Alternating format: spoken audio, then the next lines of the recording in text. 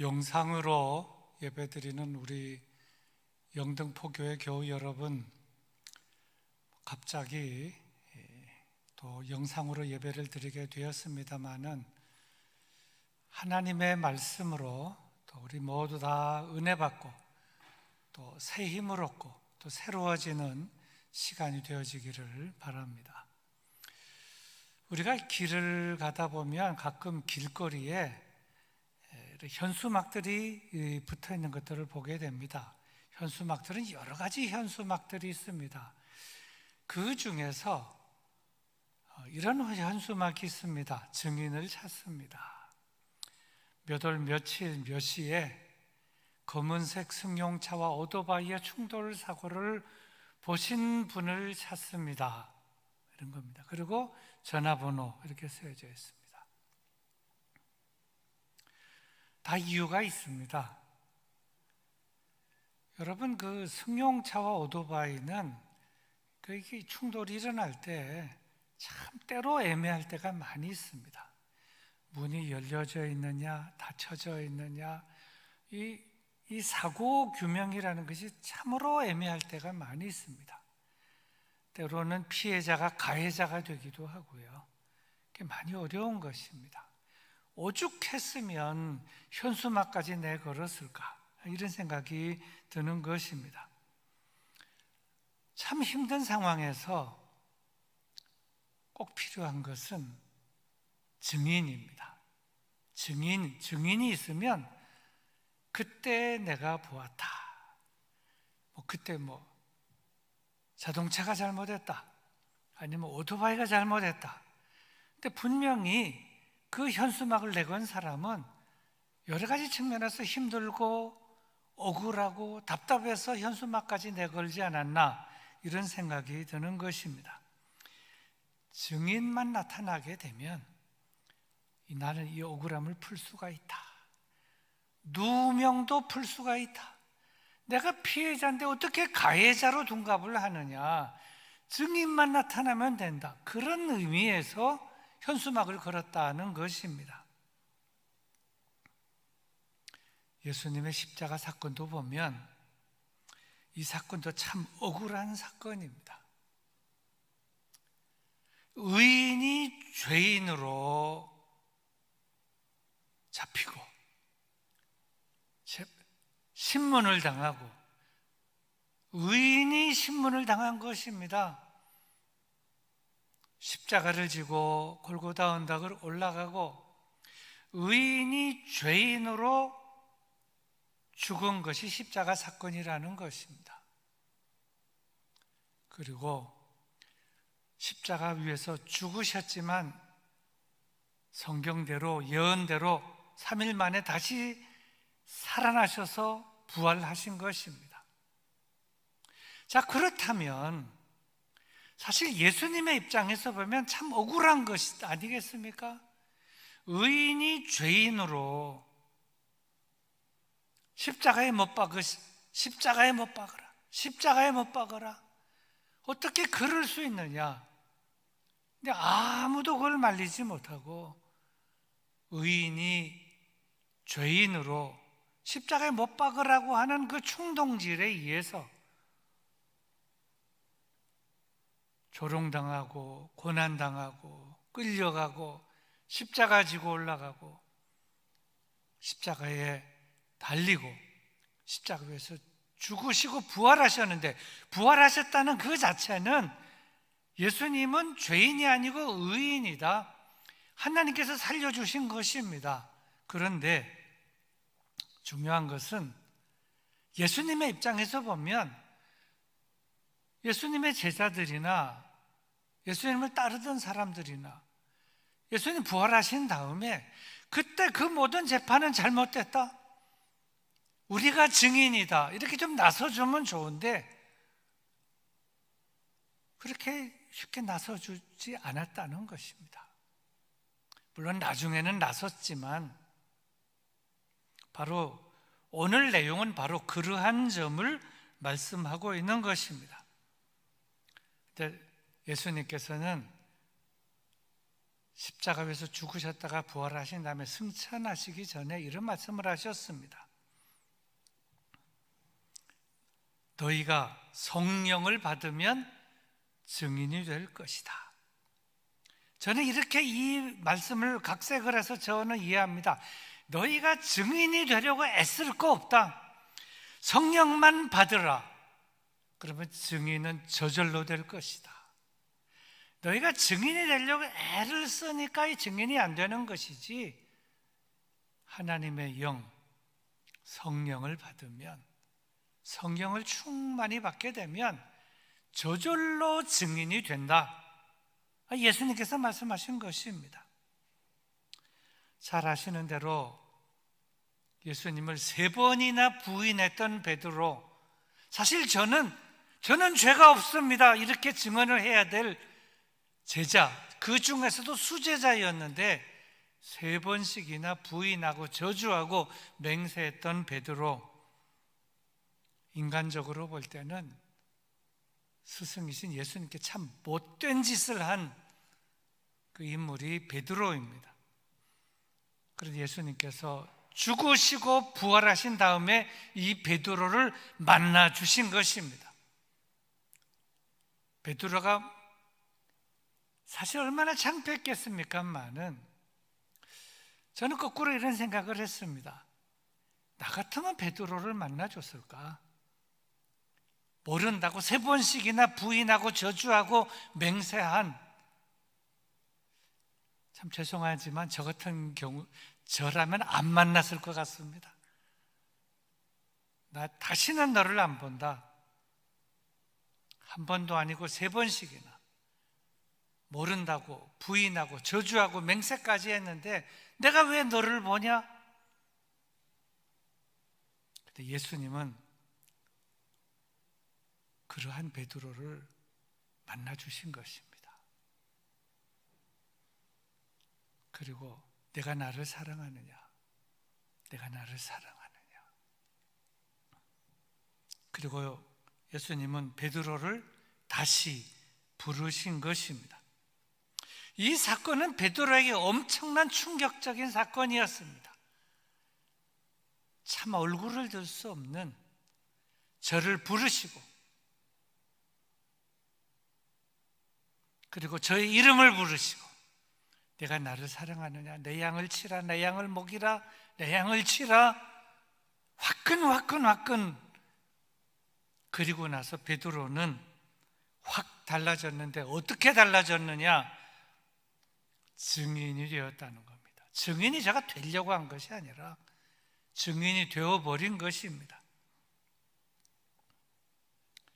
아까도 말씀드렸습니다마는 베드로가 증인이 된 것은 증인이 되려고 된 것이 아니라 성령을 받고 성령의 충만함을 받고 저는 완전히 새로운 사람이 되고 증인이 되었습니다. 부활이라고 하는 이 개념, 사전적인 정의는 죽었다가 다시 살아나는 것, 이것이 부활입니다. 이것이 사전적인 개념인데, 사실 정확하게 이 세상에서 부활이라고 하는 것이 무엇이냐? 사실은 잘 설명할 수가 없습니다. 왜냐하면 이 세상에는 환생은 있지만 부활이라고 하는 그 자체가 이 세상에는 있을 수가 없기 때문입니다.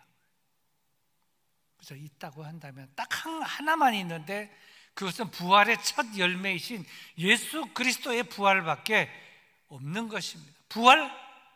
부활이 뭐냐? 그거는 예수 그리스도의 부활밖에 없다. 부활이 뭔지 알려면 예수님을 알아야 된다.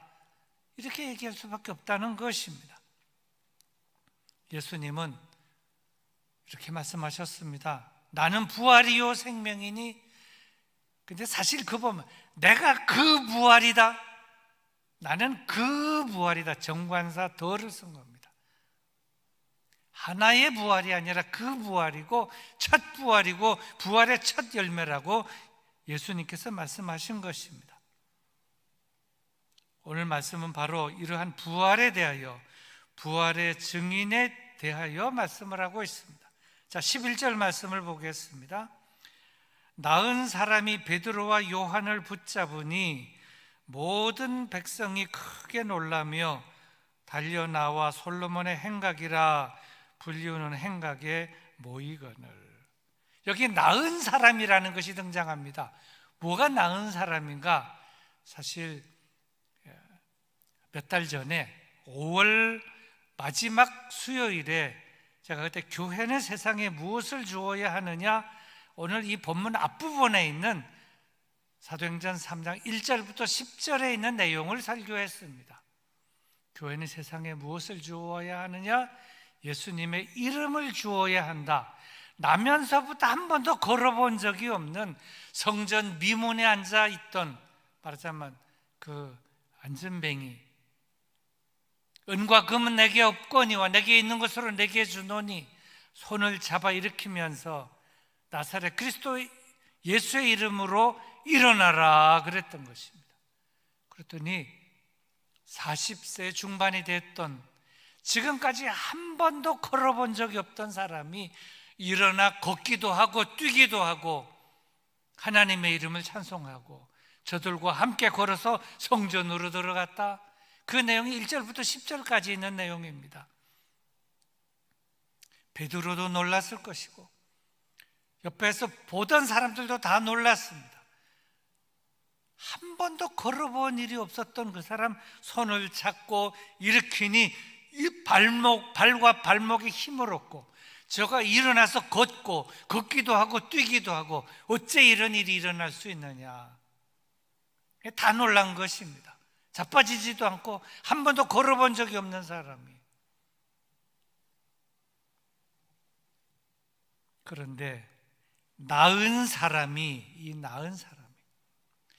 자, 이제 베드로와 요한이 갈 수도 있습니다. 보내서 되겠습니까? 보내면 안 되는 거죠. 그래서 그 나은 사람이 베드로와 요한을 붙잡았다 하는 것입니다. 붙잡았다. 그 이제 1절부터 10절의 후속편인데 붙잡았습니다. 그랬더니 그 옆에 있던 사람들이 무슨 생각을 가졌겠어요?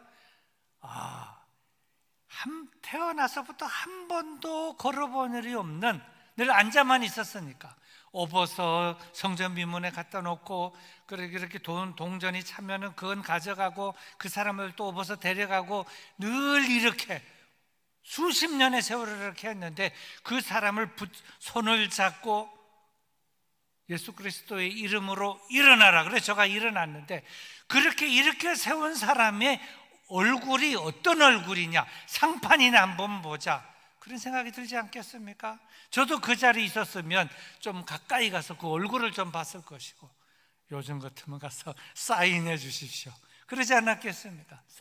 사인 받으러 갔을런지도 모릅니다. 그래서 사람들이 막 모이기 시작하는 겁니다. 군중들이 모였습니다. 베드로의 입장, 요한의 입장에서는 저절로 밥상이 차려진 겁니다. 뭐예요? 전도할 수 있는 기회, 설교할 수 있는 기회, 증거와 증언을 할 수 있는 기회가 저절로 차려진 것입니다. 베드로는 이 기회를 놓치지 않았습니다. 역시 수제자입니다. 12절의 말씀입니다. 베드로가 이것을 보고 백성에게 말하되, 모여드는 것을 보고 말하되, 이스라엘 사람들아, 이 일을 왜 놀랍게 여기느냐? 우리 개인의 권능과 경건으로 이 사람을 걷게 한 것처럼 왜 우리를 주목하느냐?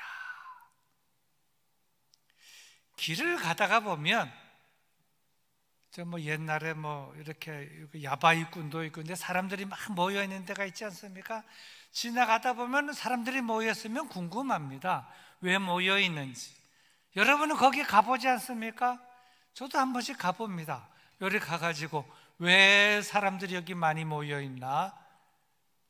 처음에는 사람들이 모여들지만 나중에는 이유도 모르고 거기 다 가서 끼어드는 겁니다. 사람들이 모여 있으니까 자기도 궁금하고. 그때 베드로가 말합니다. 이스라엘 사람들아, 왜 이 일을 놀랍게 여기느냐? 그런데 이 내용은 말하자면, 여러분 놀라워하지 마십시오. 뭐 그렇게 놀랄 거 없습니다. 내가 이제 설명드리겠습니다 하면서 두 가지를 말했습니다. 첫 번째는 왜 놀랍게 여기십니까? 라고 하는 질문을 했습니다. 그 다음 두 번째는 왜 우리를 주목하십니까? 이 두 질문이 아주 중요한 질문이었고, 이 질문에서부터 사실은 베드로는 설교를 풀어가기 시작하는 겁니다. 그러니까 참 지혜로운 것이죠. 왜 놀랍게 여기느냐? 왜 이상하게 생각하고 우리를 쳐다보느냐? 우리가 한 것이 아닌데, 내가 한 것이 아니고 우리가 한 것이 아닌데 왜 놀랍게 여기느냐? 놀랍게 여길 것이 없다. 하나님께서 하신 일이다. 우리를 주목할 것이 없다. 이런 내용입니다. 오르신 말씀이죠. 하나님께서 하셨다. 하나님은, 이스라엘 백성들은 다 압니다. 하나님은 전지전능하신 분이십니다. 못하실 것이 없습니다. 만드시고 부수시고 창조하시고 멸하시고 죽이시고 살리시고. 베드로는 죽이고 살리고 할 수 없습니다. 그런 그 능력과 권능이 없습니다. 하나님은 하실 수 있다는 것입니다. 태어나서부터 한 번도 걸어본 일이 없는 그 사람을 걷게 하는 것, 하나님에게 있어서는 아무것도 아니라는 것이죠. 왜 놀랍게 여기느냐? 하나님은 그거 아무것도 아니다. 그런 일하는 건 아무것도 아니다. 이상할 거 하나도 없다. 사람 편에서 보니까 이상하고 놀라운 일이지만 하나님 편에서 보면 아무것도 아니다. 식은 죽 먹기보다 이거는 더 쉬운 것이다. 바로 이러한 설교에서 베드로의 훌륭함이 드러나고 있습니다. 그리고 두 번째 하신 질문, 거기에서 베드로의 설교를 통해서 베드로의 그 훌륭한 점, 왜 우리를 주목하느냐? 왜 우리를 주목하느냐?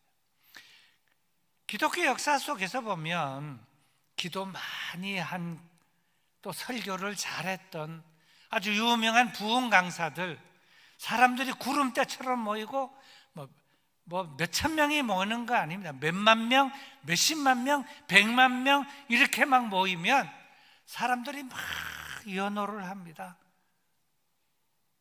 그 사람은 얼굴을 쳐다보고 사인도 받으려고 그러고, 그 사람의 이름이 막 대문짝하게 나고 여기저기 현수막이 걸리고 자기도 모르는 사이에 힘이 들어가고. 사실은 하나님만 바라보라, 예수 그리스도만 바라보라 그랬는데, 자, 나를 바라보시오, 이렇게 된다는 것입니다. 근데 베드로는 그러지 않았습니다. 왜 우리를 주목하느냐?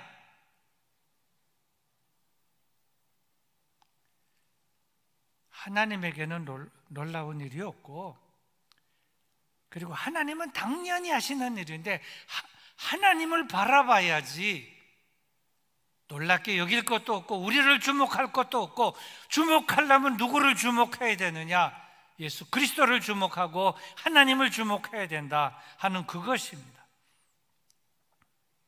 그리고 이러한 그의 마음의 그 중심은 그의 베드로의 설교를 통해서 나타나는데, 그것이 13절부터 15절 말씀을 보면 이렇게 되어 있습니다. 13절부터 15절 상반절 말씀입니다. 아브라함과 이삭과 야곱의 하나님, 곧 우리 조상의 하나님이 그의 종 예수를 영화롭게 하셨느니라. 너희가 그를 넘겨주고 빌라도가 놓아주기로 결의한 것을 너희가 그 앞에서 거부하였으니, 너희가 거룩하고 의로운 일을 거부하고 도리어 살인한 사람을 놓아주기를 구하여 생명의 주를 죽였도다. 이것이 베드로의 설교입니다. 그냥 그대로 십자가 사건을 설교한 것이죠. 십자가 사건. 그런데 중요한 것은 여러분, 설교, 아주 복음적인 설교다, 십자가 사건 설교다 그러면 아주 복음적인 설교예요. 예수님께서 모든 사람의 죄를 한 몸에 걸머지고 십자가 지고 올라가시고 십자가에 매달리시고 십자가에서 죽으시고 그렇게 하셨다. 이게 복음입니다. 근데 중요한 것은 지금 이 설교를 어디에 연결시켜서 하느냐? 안전뱅이가 일어난 이 사건에서 십자가 설교를 하고 있다는 것이죠. 안전뱅이 말은 나면서부터 한 번도 걸어본 일이 없는, 앉아서만 이때까지 40여 년 살았던 이 사람이 일어났는데 십자가 사건하고 무슨 연관성이 있느냐 하는 것입니다. 근데 사실은 복음이라고 하는 것은 모든 사건은 다 무엇하고 연결이 되느냐? 십자가 사건, 십자가에 달리신 예수 그리스도, 그것과 연관이 된다 하는 것입니다. 본문에도 자세히 나타납니다마는 빌라도가 놓아주기로 결의한 것, 그것을 너희가 그 앞에서 거부하였고, 너희가 거룩하고 의로운 일을 거부하고 도리어 살인한 사람을 놓아주기를 구하여 생명의 주를 죽였도다. 지금 나면서부터 한 번도 걸어본 일이 없는 자를 은과 금은 내게 없거니와 내게 있는 것으로 내게 주노니 하고 손을 잡고 나사렛 예수 그리스도 이름으로 일어나 걸으라, 이렇게 해서 저가 일어나 걷게 되었는데 왜 십자가 사건을 설교하느냐?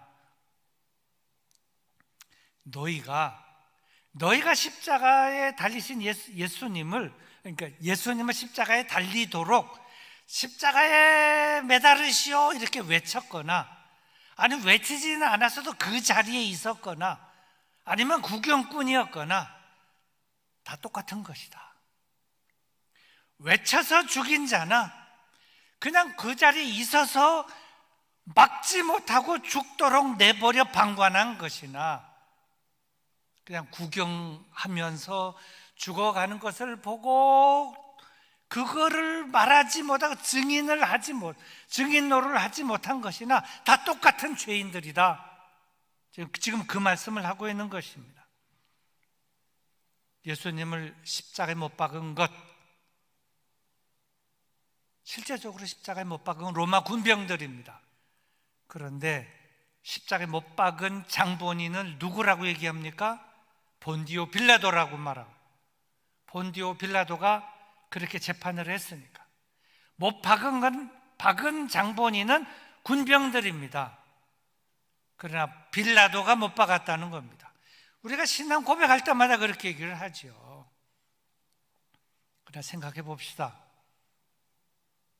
십자가에 못 박은 것은 빌라도가 못 박았습니까? 빌라도만 못 박았습니까? 로마 군병들만 못 박았습니까? 외친 사람들도 못 박은 것입니다.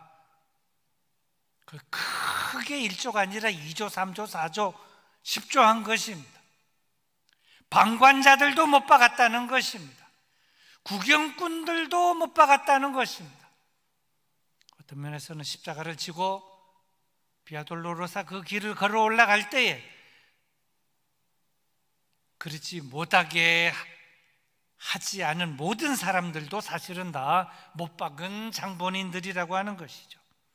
그리고 지금 거기에 모여 있는 사람들, 베드로와 요한이 어떻게 생겼나 구경하고 하려고 모인 모든 사람들, 너희들도 똑같은 사람들이다. 못 박은 자와 방불하다. 지금 그 점을 말하고 있는 것입니다. 그러니 저들의 마음이 쓰리지 않겠습니까? 그렇게 얘기를 하면서 베드로는 무엇을 설교하려고 하는가 하면 십자가 사건, 못 박은 자는 빌라도만이 아니다, 로마 군병만이 아니다, 너희들이다 라고 말하면서 예수님의 부활을 얘기하려고 하는 것입니다. 15절 하반절의 말씀입니다. 그러나 하나님께서 죽은 자 가운데서 그를 살리셨으니 우리가 이 일의 증인이라. 이제 여기서 베드로는 이제 꼭 하고 싶은 얘기를 이제 뭐 그 다음에 사실 나옵니다만은 십자가 사건을 얘기를 하고 부활 사건을 설교하면서 저들에게 메시지를 전하고 싶은 그 내용으로 가고 있는 것입니다. 그런데 이것은 아주 중요한 설교요, 참으로 놀라운 선언이었습니다. 하나님이 죽은 자 가운데서 그를 살리셨다. 우리가 이 일의 증인이다. 베드로와 요한, 우리가 이 일의 증인이다. 베드로는 이때까지 증인이라는 소리를 못했습니다. 안 했고 못했어요. 사실은 얼마나 창피합니까? 요종이 와가지고 너는 그 사람 알지? 모르는데요. 너도 같은 당이라? 아닌데요. 저주하고 맹세하고 부인하고 저주하고 맹세하고 그러던 베드로가 우리가 이 일의 증인이라. 하나님께서 저를 죽은 자 가운데서 살리셨다. 우리가 이 일의 증인이고 내가 증인이다. 나한테 물어봐라. 예수님이 십자가에 죽으셨다가 살아나셨는데 누가 살렸냐? 하나님이 살리셨다. 내가 증인이다. 요한도 증인이다. 그러면서 더 나아가서 오늘 설교의 핵심을 설교하는데 그 핵심이 16절입니다. 16절. 그 이름을 믿음으로, 그 이름이 너희가 보고 아는 이 사람을 성하게 하였나니 예수로 말미암아 난 믿음이 너희 모든 사람 앞에서 이같이 완전히 낫게 하였느니라. 지금 여기서 예수님의 이름을 얘기하면서 예수님의 현존을 설교하고 있습니다. 하나님께서 저를 살리셨다. 예수님을. 그리고 살리신 그 예수님의 이름이 저를 낫게 했다. 십자가에 달리신 그리스도, 부활하신 그리스도, 다시 사신 그리스도, 살아계신 그리스도, 다시 오실 그리스도, 예수님을 이렇게 그리스도로 믿는 것이 바른 신앙이고 복음적인 신앙인데 지금 그것을 십자가 사건과 부활 사건, 그리고 십자가 사건과 부활 사건 그 다음에 그 이름을 믿는 것이 중요하고 그 이름을 믿을 때 놀라운 역사가 일어난다 하는 이 점을 지금 설교를 차근차근 하고 하는 것입니다. 사실 베드로는 어부였습니다. 무슨 대학을 나왔냐? 어부대학을 나왔다. 누가 그랬습니다. 어부대학이 있는지 모르지만 물고기 잡는 데 하는 학위가 있는 사람이다 하는 겁니다. 말 잘하는 데는 뭐 그렇지 못하겠지만, 그런데 저가 거듭나고 예루살렘을 떠나지 않고 간절히 약속하신 것을 기다리면서 성령의 임재와 충만함을 입게 된 다음에 저도 모르는 사이에 지혜로운 자가 되었고 증인이 되었고, 전에는 소극적이었지만 이제는 적극적인 담대한 자가 되었고, 전에는 말리지도 못했는데 이제는 죽을 수 있는 증인, 순교자의 반열에까지 오르게 된 것입니다. 이제 말씀을 정리합니다. 그런데 오늘 이 맨 마지막 절, 이 16절이 참 중요한데 이 16절에서 좀 더 깊이 살펴보아야 될 것이 두 번 나오는 것이 있는데 그것이 이름이라는 겁니다. 16절 말씀을 제가 다시 읽습니다. 그 이름을 믿음으로, 그 이름을 믿음으로 그 이름이 너희가 보고 아는 이 사람을 성하게 하였나니 예수로 말미암아 난 믿음이 너희 모든 사람 앞에서 이같이 완전히 낫게 하였느니라. 그 이름을 믿음으로 그 이름이 그랬습니다. 그 그 이름이, 예수님의 그 이름이 어디에 나타났다고요? 지금 여기 이 자리에 나면서부터 한 번도 걸어본 일이 없는 이 사람에게 그 이름이 나타났습니다. 은과 금은 내게 없거니와 내게 있는 것으로 내게 주노니, 손을 잡으면서 나사렛 예수 그리스도의 이름으로, 나사렛 예수 그리스도의 이름으로 자꾸 일어나 걸으라. 그 이름으로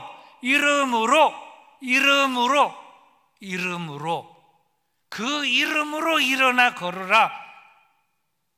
그랬더니 일어났다는 거예요.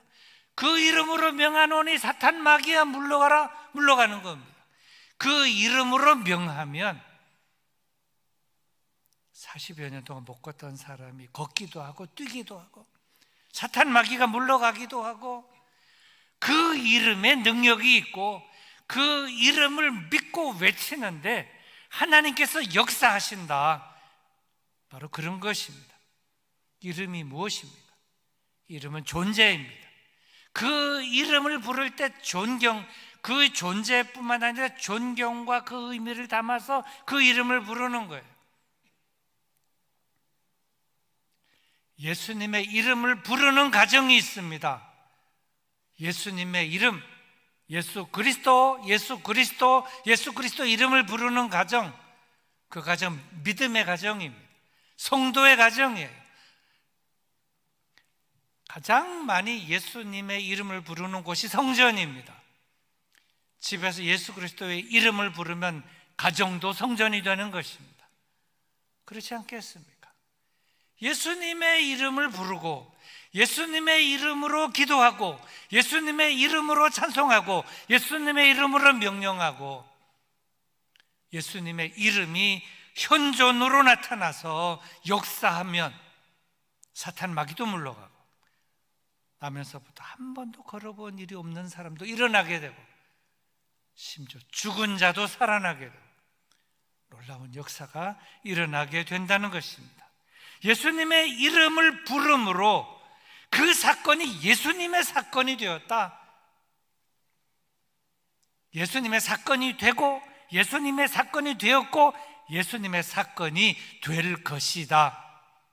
예수님의 이름에 능력이 있고 예수님의 그 이름을 믿고 예수님의 이름을 부르고 예수님의 이름을 외칠 때에 역사가 일어난다. 여러분도 경험이 있을 것입니다. 저도 여러 번 경험이 있었어요. 제가 설교 여러 번 했습니다만은 저도 이 귀신 걸린 사람들 그렇게 저한테 연락이 와서 가기 전에 기도 많이 하고 와서 나사렛 예수 그리스도의 이름으로 명하노니 귀신아 사탄 마귀야 물러가라. 물러가는 거예요. 역사가 일어난 것입니다. 여러 명이, 성인 4명이 막 붙들러 꼼짝도 안 하던 사람이 그냥 힘이 흐물흐물하게 되는 거예요. 역사가 일어나는 겁니다.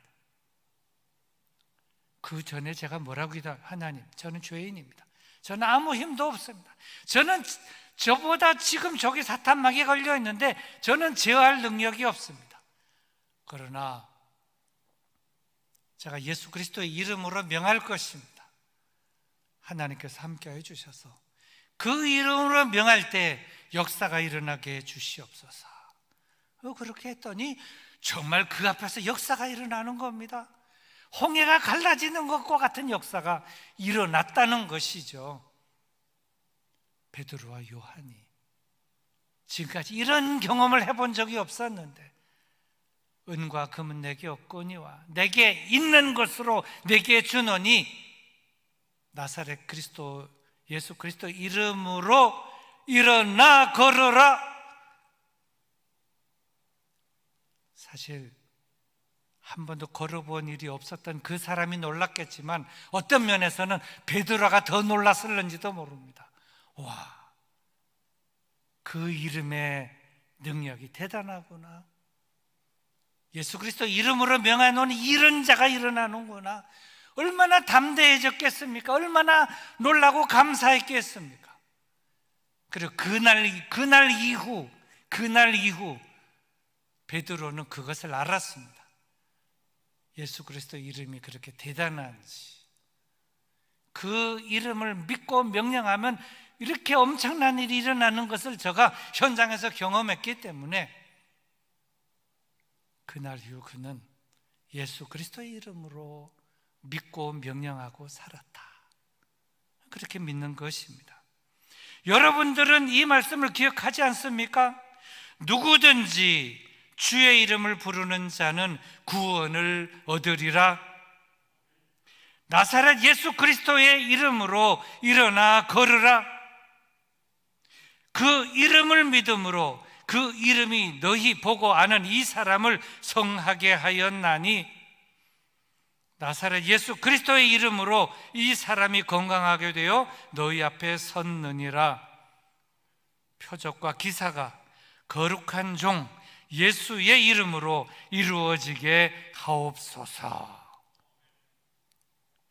그렇습니다. 이제 우리는 예수님의 이름, 그 이름의 의미를 확실하게 알았으니, 확실하게 안 우리는 그 이름을 알고 확실하게, 그리고 믿고 그 이름으로 외치고 선언하고 전하는 복음의 증인들이 우리가 다 되어야 할 것이고, 그렇게 외치고 전하는 증인이 될 때 그 자리에 예수 이름의 능력과 권능이 나타나게 될 줄로 믿습니다.